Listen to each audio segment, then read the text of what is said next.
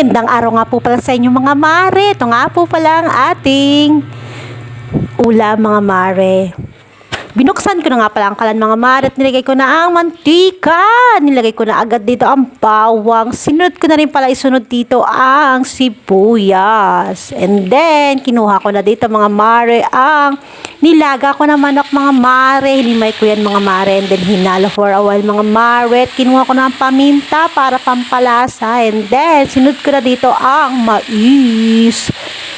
Hinalo ko nga pala yung mga mare at kinuha ko na dito mga mare ang Knorr Cubes chicken. Ito nga po pala yung sinabawan ng manok mga lang nilaga ko mga mare na hinimay. And then ang magic sarap para lalong malasa siya mga mare. Nilagay ko na dito pagkakulo mga mare ang malunggay. And then binuhos ko na lahat mga mare para healthy. And then hinalo-halo for a while at ready to serve na po ang ating ulam. See you in the next video mare.